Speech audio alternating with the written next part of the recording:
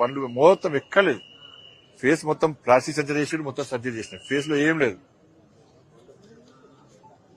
అంత మూర్ఖంగా వాడు వివరించడం జరిగింది. ఇప్పుడు కలకత్తా సంఘటన గాని, నిర్భయ సంఘటన గాని, ఈ సంఘటన సేమ్ మేము ప్రాణాలతో ఉన్నది కాబట్టి ఎవరు మాట్లాడతలేరు. ఏమన్నా చచ్చిపోతే సంతాపం, బతుకుంటే పరిహారం. ఇదే పార్టీల పాలసీ, ప్రభుత్వాల పాలసీ, ఇదే పాలసీ.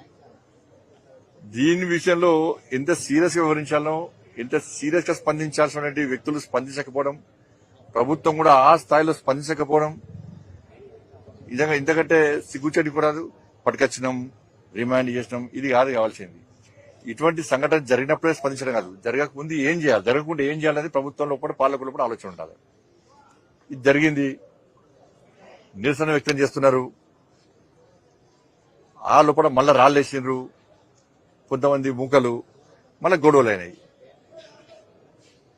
మరి గొడవలు ఎందుకు జరిగింది, దేనికోసం జరిగిందో ఆలోచించాలి. ఇలా ప్రభుత్వం ఏం చేస్తుంది, ఒక వర్గాన్ని సంతృప్తి పరచడానికి హిందువుల మీద లాఠీచార్జ్ చేస్తారు, హిందూ యువకులను అరెస్ట్ చేస్తారు, నాన్ బెయిలబుల్ కేసు పెట్టి రిమాండ్ చేస్తారు. ఇక రాష్ట్ర ప్రభుత్వం చేసేది కదే. దానిలో 2 పట్టుకొస్తారు, దీనిలో 50 మంది పట్టుకుంటారు. ఇవన్నీ కూడా రెగ్యులర్ గా కంటిన్యూస్ గా ఎంఐఎం పార్టీ గుండాలందరూ కూడా ఈ అత్యాచారాలు చేస్తున్నారు. ఇప్పుడు నిర్మల్లో సాజిద్ అనే మున్సిపల్ చైర్మన్ మైనర్ బాలిక మీద అత్యాచారం చేసింది. బేగం బజార్ లో రఫీక్ అనేటువంటి ఎంఐ పార్టీ నాయకుడు మైనర్ మహిళ మీద అత్యాచారం చేసిండు. వాళ్ళ ఎంఐ పార్టీ శాసనసభ్యుని కొడుకు, వక్ఫ్ బోర్డు చైర్మన్ కొడుకు అధికారిక వాహనంలో ఒక మైనర్ బాలిక మీద అత్యాచారం చేసిండు. ఇట్లా చెప్పుకుంటూ పోతే మొత్తం వీళ్ళే, వాళ్ళు చేస్తే మేము పడాలి.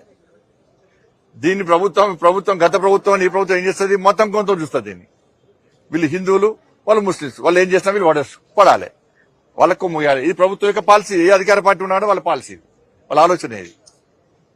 ఈ అత్యాచారాల విషయంలో రెగ్యులర్ గా సుల్తానాబాద్ లో మైనర్ బాలిక మీద అత్యాచారం జరిగింది. నాగర్ కర్నూలులో గిరిజన మహిళ మీద వారం రోజుల పాటు అత్యాచారం చేశారు. ఇదే నాగర్ కర్నూలులో 2 రైతు కూలి మహిళల మీద షాపు యజమానులు కారులో అత్యాచారం చేశారు.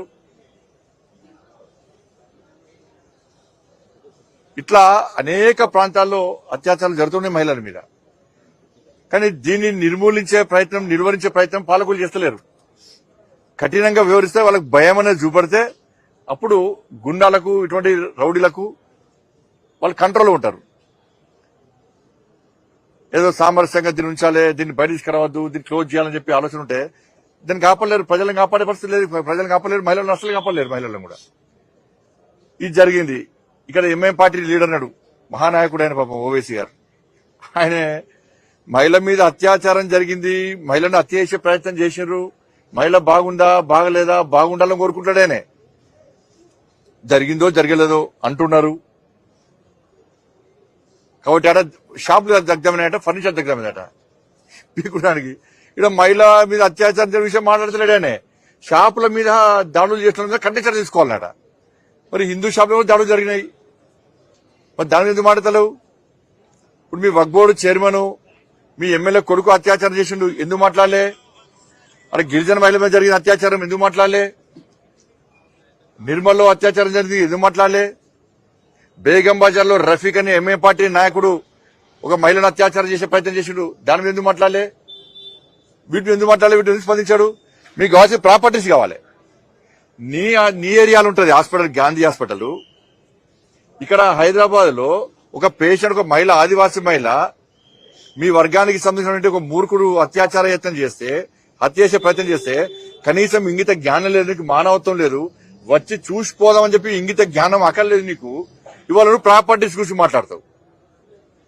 నీ ప్రాపర్టీస్, మనుషుల ప్రాణాలు ముఖ్యం కాదు, మీ వాళ్ళ ప్రాపర్టీస్ ముఖ్యం.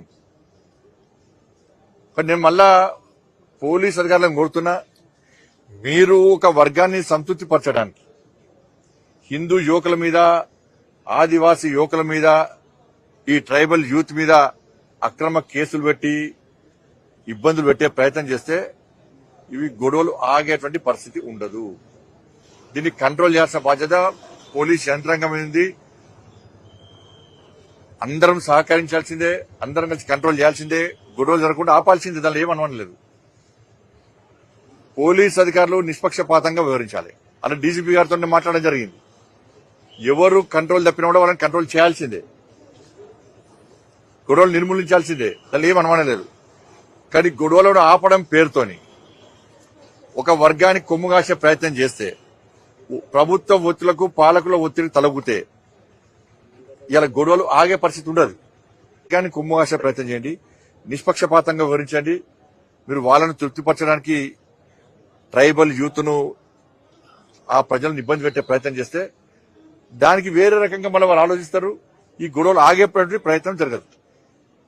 మీరు కింది స్థాయి అధికారులు కూడా సీరియస్ చెప్పండి. కింది స్థాయి అధికారులకు కూడా మీరు కంట్రోల్ చేసే ప్రయత్నం చేయండి తప్ప వీళ్ళు ఇబ్బంది పెట్టే ప్రయత్నం చేస్తే చాలా ఇబ్బంది వస్తుంది. కాబట్టి వాని మీద, వారిని సహకరించే వ్యక్తుల మీద కఠిన చర్యలు తీసుకోవాలి. ఎంఐఎం పార్టీ నాయకుడు ఇప్పటికైనా బుద్ధి మార్చుకోవాలి, మానవత్వంతో వ్యవహరించాలి, రాక్షసంగా వ్యవహరించద్దు. నీకు ఇంతవరకు మీ పార్టీ నాయకులు, మీ వాళ్ళు చేసినటువంటి అత్యాచారాల మీద మాట్లాడు. ఫస్ట్ వచ్చి ఒక్కసారి వచ్చి ఆ మహిళను చూసిపో. నీకు మానవత్వం ఉంటే